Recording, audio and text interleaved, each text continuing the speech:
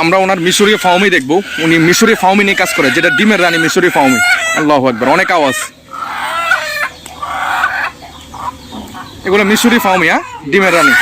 আমি একটু দেখি।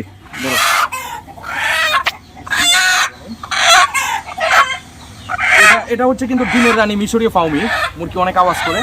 যেটা ডিমের রানী, বাংলাদেশে 1 নাম্বার আছে ডিমের জন্য। এটা হচ্ছে মিশরীয় ফাউমি। ওটা হচ্ছে পুরুষটা, যেটা পুরুষ। ওজন হবে দুটোটা মিলে প্রায় 3 কেজি 3.5 কেজি হবে। তাহলে আমার আন্দাজ ঠিক আছে। এটা হচ্ছে মূলত ডিমের রানী মিশরীয় ফাউমি, যেটা আমি ওনার ডিমের রানী মিশরীয় ফাউমি যেগুলো নিয়ে কাজ করে। এগুলো কি ডিম দিতে আছে ভাই?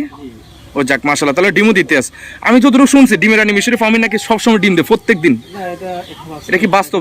কারণ কখনো আমি কাজ করি নাই। উপরে নির্ভর করে আমরা অনেক সময় ভুল করি কি, যে ওই পোল্ট্রি খাবারটা, এটা অতিরিক্ত এমন খাবার দিই যে ডিমা মনে হয় বেশি পারবে, তো এটা খাওয়ানো তো চর্বি হয়ে যাবে। বুঝতে পারছি। তাহলে অনেকে তো বলে যে ডিমের রানী মিশরীয় ফাউমি নাকি সব মুরগি থেকে 1 নাম্বার। এটা কি বাস্তব? আর হলো এই যে ইয়াটা সোনালি, এই দুইটা খাবার যদি মিক্স করে দেওয়া যায়, আর ইসেল ডিমার জন্য যে, বুঝতে পারছি, মাল্টিভিটামিন, ইসেল, সেলি, এগুলো আর কি, এগুলো দিলে আলহামদুলিল্লাহ ডিমা ভালো হয়।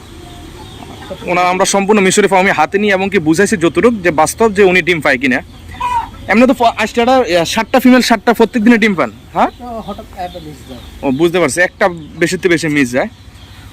ওনার পুরোটা খামার আমরা ইনশাল্লাহ দেখাইছি। আজকে আমরা ওনার সম্পূর্ণ খামারটা ভিজিট করব। ওনার কিছু শৌখিন মুরগি আছে ইনশাল্লাহ।